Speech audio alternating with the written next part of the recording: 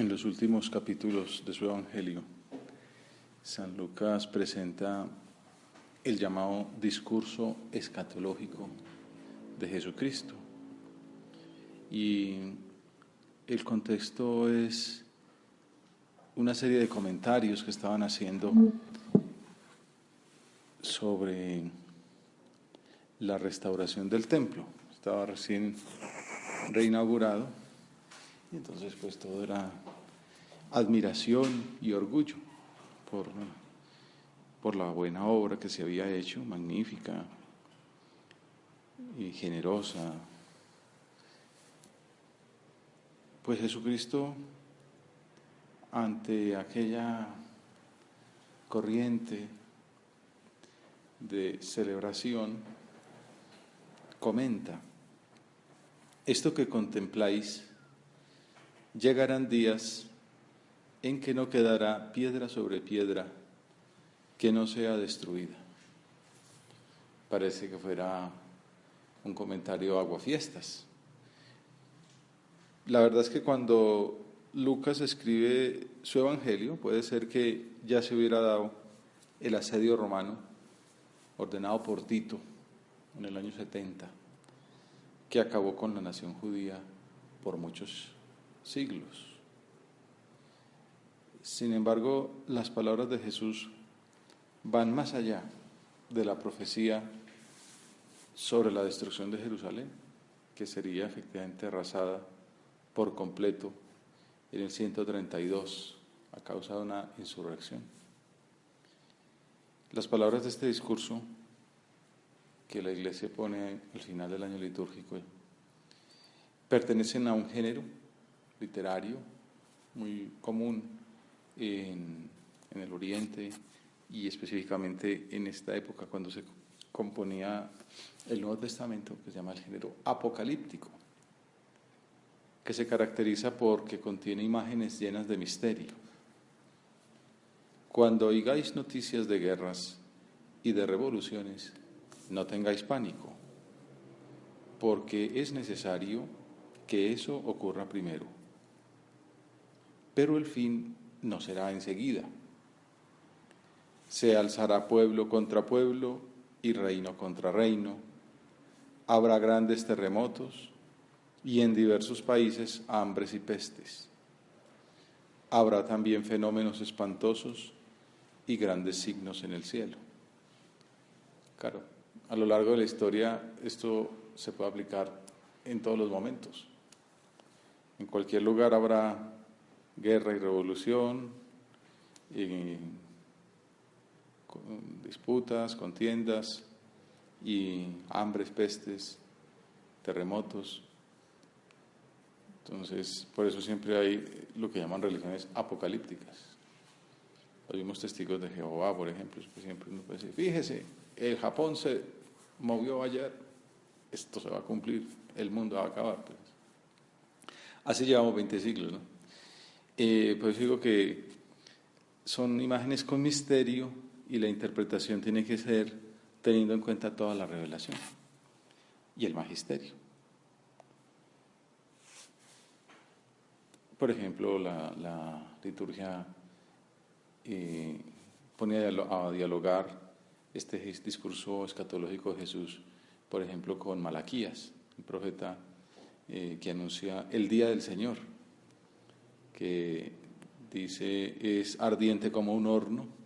La Iglesia los pone a dialogar pensando en el juicio universal. El día del Señor en este caso sería el juicio universal, que en los últimos días del año, en noviembre, quiere que meditemos que esto de aquí es pasajero. El día del Señor, todos los orgullosos y malhechores serán como paja.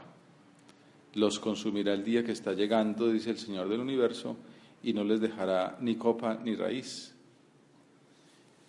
Pero a vosotros, los que teméis mi nombre, os iluminará un sol de justicia.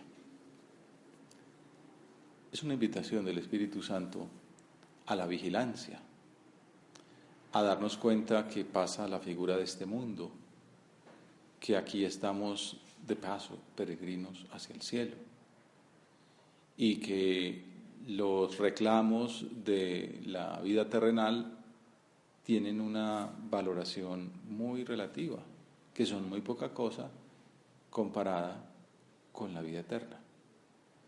Y la Iglesia, como madre buena, quiere que lo meditemos y nos demos cuenta que así es, porque a veces puede uno estar tan metido en las cosas de aquí abajo que no le dé la importancia que tiene el amor de Dios, la vida de la gracia, o las tentaciones del demonio pretenden equiparar, o pues mejor aún, hacer ver como mayores los placeres terrenales que el amor de Dios y la salvación eterna.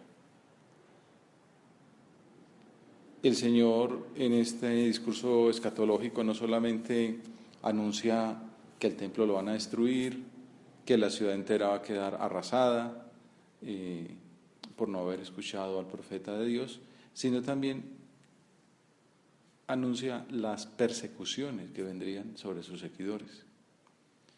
Pero antes de todo eso, de los terremotos, os echarán mano, os perseguirán, entregándoos a las sinagogas y a las cárceles y haciéndoos comparecer ante reyes y gobernadores por causa de mi nombre. Cuando Lucas escribe el Evangelio ya todo esto ha pasado. Ya Juan y Pedro han estado en la cárcel, ya Esteban ha muerto lapidado. Esto os servirá de ocasión para dar testimonio. Y hasta vuestros padres y parientes y hermanos y amigos os entregarán y matarán a algunos de vosotros, y todos os odiarán a causa de mi nombre. La verdad es que es como de susto, ¿no? Todas estas premoniciones. También hace ver, ya ha pasado 20 siglos, nos hace ver el Señor que así como se puede decir que el 90% de nuestra vocación se la debemos a nuestros padres, también en ocasiones sucede que la familia de sangre se opone a la entrega, a cumplir la voluntad del Señor. Y en otras ocasiones el Señor ha dicho eso, que Él ha venido a traer espada y a oponer, incluso en la misma familia, el padre contra el hijo, la madre contra la hija. No en el sentido de que el cristiano tiene que ser enemigo de su familia, sino que tiene que poner a Dios por encima de los reclamos familiares. Y si una madre le dice a un hijo que ofenda a Dios, pues primero está Dios que la madre. O si pretenden oponerse, ¿no?, al cumplimiento de la voluntad del Señor, también lo tiene que decir. Están obcecados o obnubilados, primero está Dios, y precisamente en la medida en que cumpla su voluntad, también estoy ayudando a mi familia de sangre, que más adelante entenderán. Y lo importante es efectivamente la vida eterna y ayudarles con la fidelidad. De hecho, el discurso escatológico tiende hacia esto, hacia esa virtud en la cual nos vamos a detener un poco más, la fidelidad. Ante estas persecuciones, venidas incluso de mano de los seres queridos, el Señor pide serenidad, no dejarse engañar ni aterrarse, porque el fin no es inmediato. Y además anuncia su consuelo, su asistencia continua en medio de tantas tribulaciones. Meteos bien en la cabeza que no tenéis que preparar vuestra defensa, porque yo os daré palabras y sabiduría a las que no podrá hacer frente ni contradecir ningún adversario vuestro. Después de la Pascua, poco después, los apóstoles experimentarían la verdad de estas palabras. Ese Jesús que había sido rechazado, condenado a muerte, sacrificado, inmolado en el altar del Calvario, de la cruz, resucitaría y daría fuerza a sus discípulos, como se nota en los casos de Esteban, de Pablo. A esa verdad se refirió Benedicto XVI en su exhortación Verbum Domini, que dedica varios pasajes al testimonio cristiano. en el número 90, por ejemplo, dice: el Verbo de Dios nos comunicó la vida divina que transfigura la faz de la tierra, haciendo nuevas todas las cosas. Su palabra no solo nos concierne como destinatarios de la revelación divina, sino también como sus anunciadores.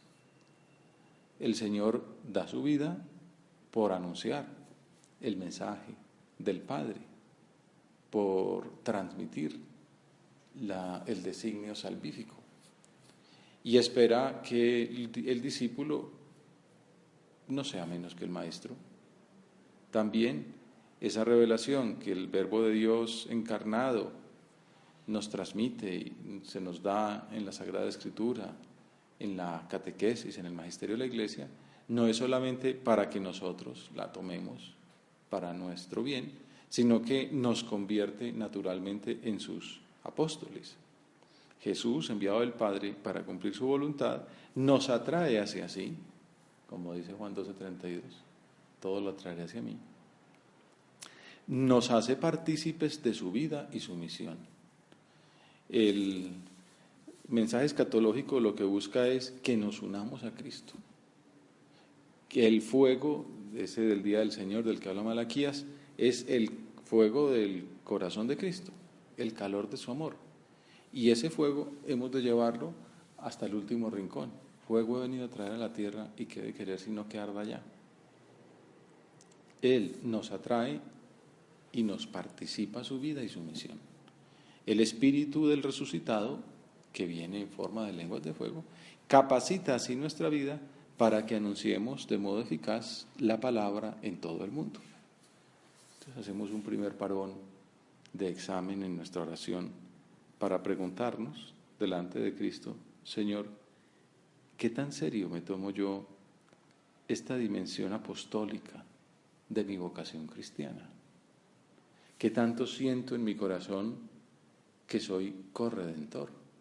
¿Que quieres contar conmigo para salvar las almas de las personas que están a mi lado?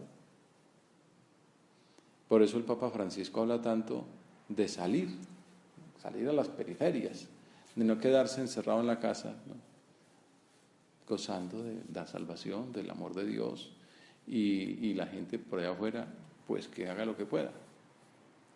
Si somos conscientes de esa misión para la cual nos capacita el Espíritu del resucitado, y saquemos propósitos.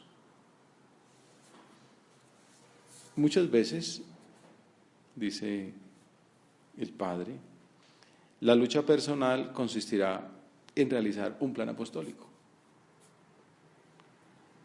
Hay que hacer penitencia, hay que hacer oración, hay que vivir contra las tentaciones, etcétera. Pero como se trata de también una lucha positiva, muchas veces la lucha, el esfuerzo, el propósito mejora es salir al encuentro de las almas, hacer un plan apostólico, vencer este o aquel otro respeto humano y hablar de Cristo a una persona amiga.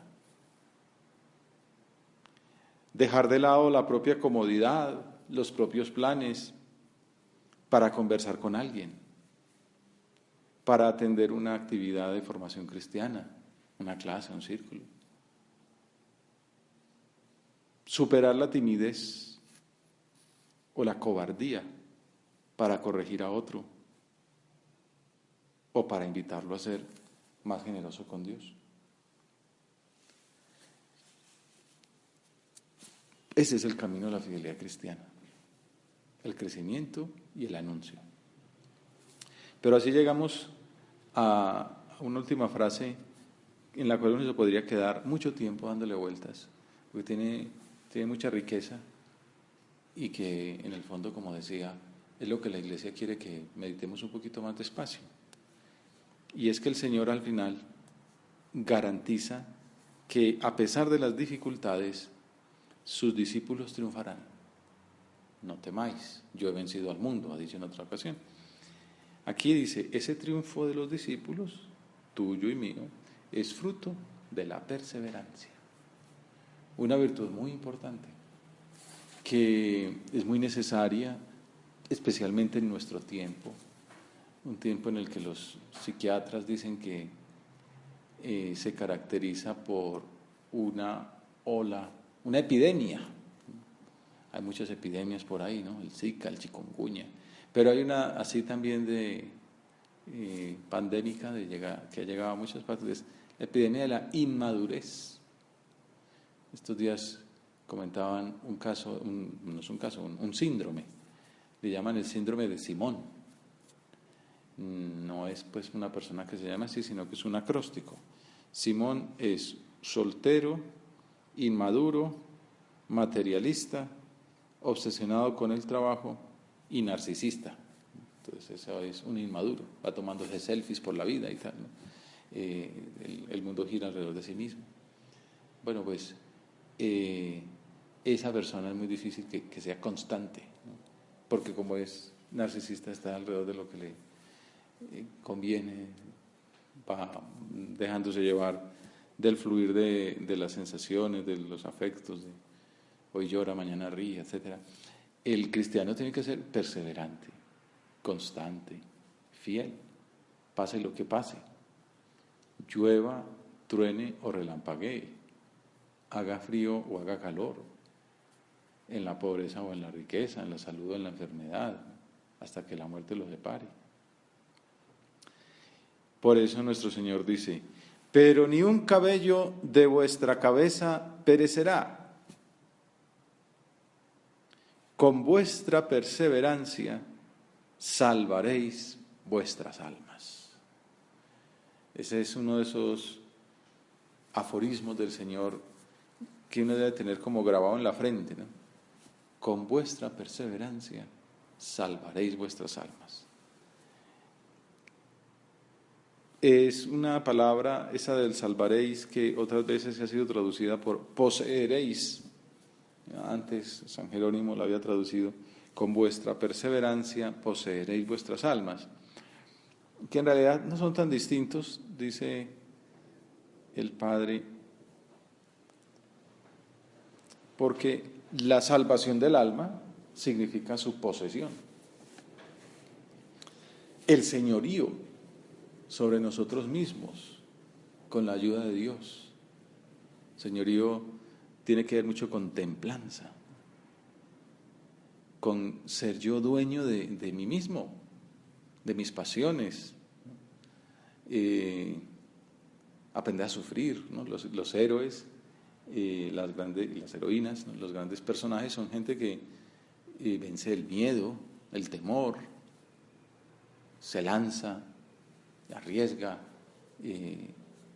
por el bien de los demás, o que padece, sufre, más allá de lo que uno está acostumbrado a padecer o de lo que le parece humano sufrir. Nosotros no estamos expuestos habitualmente a esas situaciones extremas, pero tenemos que poseer nuestra alma, tener señorío sobre ella, dominar la inteligencia, dominar la voluntad, dominar la memoria y obviamente dominar todas las pulsiones de los afectos, los sentimientos, las emociones, con la ayuda de Dios. Y por eso la vida cristiana también incluye esa parte ascética de lucha. Y, por ejemplo, aprender a tener sed, aprender a tener hambre. Y no es que ante el mínimo atisbo de un poquito de sed, pues entonces va uno corriendo a la nevera. Y también uno aprende a sufrir y a enseñarle al cuerpo que se puede padecer sed y ofrecerle a Dios eso por tanta gente que no tiene esa nevera. Y otros sacrificios, otras penitencias, ¿no? Trabajar con esfuerzo, con perseverancia, con constancia, aunque llegue el cansancio, poseer el alma, el señorío sobre nosotros mismos con la ayuda de Dios. Y esa salvación se logra como se alcanza la posesión de cualquier bien, después de un proceso de adquisición, después de contratar y definir los detalles de la compra o de la herencia, después de luchar por conseguirlo. Con vuestra perseverancia en la lucha, podríamos decir, poseeréis vuestras almas, salvaréis vuestras almas. Porque además, por el pecado original, pues tendemos a ir para abajo. Y entonces el esfuerzo de levantar los brazos, de luchar, es la riqueza de nuestra naturaleza, ¿no? Ya eso desde los griegos lo habían descubierto, ¿no? Llevar adelante nuestras potencialidades, que es desarrollar nuestras virtudes. En las dos ocasiones, tanto cuando se habla de poseer el alma como salvarla, la frase del Señor apunta a lo mismo, a inculcarnos que la identificación con Él, la salvación personal, el fruto de toda la vida, no se consigue en un instante. Requiere por nuestra parte continua atención con una perseverancia fiel hasta el final. En estos días veía un dibujito que publicaron por ahí en una universidad, animando a los estudiantes a coronar la montaña, como un monte con un sendero que arranca con primeros exámenes, exposiciones, ¿no? Y luego viene a decir, y clases, y al final ya los exámenes finales. Un poco como comparando el recorrido de un semestre académico con una subida a una montaña. Eso de la montaña es muy bíblico también, subir a la montaña. La vida es eso, no se puede uno bajar a los primeros 100 metros, ¿no? Cuando lleva media hora caminando, ¿no? La caminaron 4 horas, y hay momentos de dolor, de sufrimiento, de dificultad, otros en que se allana el sendero y se pone un poquito como una meseta, pero luego hay que seguir subiendo hasta coronar la meta. Así es la lucha interior, no se consigue en un instante, requiere una continua atención con una perseverancia fiel hasta el final. Exige no apartarse del camino, rechazar la mala impaciencia, también la pereza, y no descuidar el esfuerzo por conquistar el premio a pesar de los pesares. También leí en estos días una entrevista a un profesor de primaria, creo que ha recibido un galardón como el mejor docente, y decía que lo más importante es enseñarles a los niños que nada es fácil. O sea, que hay que ser para el buen profesor enseñar a trabajar. Y que los grandes hombres y las grandes mujeres de la historia tienen una cosa en común, que han sido buenos trabajadores, que le han metido codos. Entonces hay toda una serie de discusiones entre los pedagogos sobre las mejores técnicas para fomentar la creatividad, la educación, los exámenes y los retos y los proyectos. Bueno, todo eso es lo que se dice. Sí, todo eso hay que seguir trabajando a ver cómo enseñamos mejor. Pero lo que es importante es, hay que enseñarles a poner codos, a sentarse en la mesa, horas de estudio. Así es la lucha interior, horas de trabajo, perseverancia, fidelidad. Comenzar es de todos, perseverar es de santos. Con ese sencillo aforismo comprendemos la importancia de esa virtud de la lealtad, que es la base humana para la virtud sobrenatural de la fidelidad. San José María preparaba un guión para predicar sobre este tema y escribía lo siguiente: decisión de tener una vida más santa, de vivir vida interior. No es lo mismo prometer y cumplir. Hay gente que promete el oro y el moro.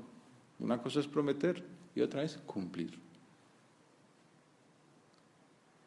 Por eso, ahora que hablábamos antes de la perseverancia fiel, no apartarse del camino, evitar la dispersión.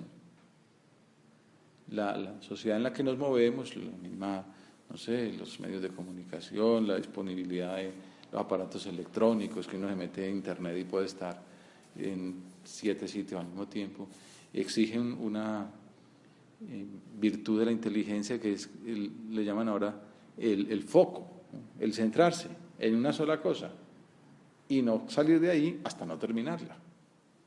Si no, pues uno está escribiendo un mensaje a Australia, está respondiéndole a otro de Roma, está pensando un plan para el fin de semana en Miami y no está en la ciudad, ¿no? Entonces, no, está haciendo una cosa, la termino y sigo con la que sigue. Entonces, esto no es lo mismo prometer que cumplir. Entonces, hay que cumplir lo que hemos prometido. Lo que nos hemos prometido a nosotros mismos en primer lugar, que era hacer esta gestión. No es lo mismo empezar que perseverar. Son muchas las flores de un árbol en primavera, pero la mayor parte no llegan a resolverse en fruto. Son muchos los niños que nacen, pero son muchos menos los que llegan a la plenitud de los años. Por eso pudo exclamar San Jerónimo, Cepisse multorum est, ad culmen pervenice paucorum. El empezar a vivir bien es de muchos, el llegar hasta la cumbre de la perseverancia en el bien obrar es de pocos. Comenzar es de muchos, perseverar es de pocos. Pues nosotros queremos ser de esos hijos fieles que llegan a la cumbre, que coronan el camino de las metas humanas que nos proponemos, pero sobre todo el camino de la fidelidad a nuestra vocación cristiana. Y le pedimos al Señor ese regalo: Señor, queremos ser fieles, pase lo que pase. Como esa famosa anécdota de los 40 mártires de Sebaste. 40 entramos en batalla, 40 coronas te pedimos. Señor, empecé la carrera, quiero coronarla, como San Pablo. Y eso hemos visto maneras concretas de esa lucha ordinaria en el apostolado, en el trabajo, en la vida familiar. Y San José María hablaba de 3 realidades nucleares para perseverar hasta el fin: la fe, la pureza y la vocación. Suelo afirmar que 3 son los puntos que nos llenan de contento en la tierra y nos alcanzan la felicidad eterna del cielo. Una fidelidad firme, estable, fuerte, entera, constante, firme. Virginal, delicada, fina, atenta, suave, tierna. Me gusta mirar lo de los sinónimos porque ayuda a uno a ver qué es lo que se está diciendo ahí. Fidelidad firme, delicada, alegre, viva e indiscutida, sin dudas. Fidelidad a la fe, que implica estudiarla, profundizar en ella. Fidelidad a la vocación que cada uno ha recibido y por eso apartar rápidamente todo lo que le pueda poner a uno en peligro la fidelidad en el camino. Huir de las ocasiones, rechazar las tentaciones, pero sobre todo crecer en la fidelidad a la vocación. Recorrer cada vez con más pasión ese camino, enamorarse día a día del amor que Dios le ha manifestado a uno, dándole esa llamada. Fidelidad a la fe, a la vocación y a la santa pureza. El que se quede agarrado a las zarzas del camino, ¿y qué son esas zarzas? La sensualidad, la soberbia. El que se quede agarrado a las zarzas del camino se quedará por su propia voluntad. Y si no rectifica, será un desgraciado por haber dado la espalda al amor de Cristo. Y al contrario, el que es fiel es santo y por tanto es feliz. Se aplican en este contexto las famosas y claras palabras de Santa Teresa de Ávila: no parar hasta el fin, que es llegar a beber de esta agua de vida. Digo que importa mucho y el todo, una grande y muy determinada determinación de no parar hasta llegar a ella, a la fuente del agua de vida. Venga lo que viniere, suceda lo que sucediere, trabájese lo que se trabajare, murmure quien murmurare, siquiera llegue allá, siquiera se muera en el camino, o no tenga corazón para los trabajos que hay en él, siquiera se hunda el mundo. Pase lo que pase, con vuestra perseverancia salvaréis vuestras almas.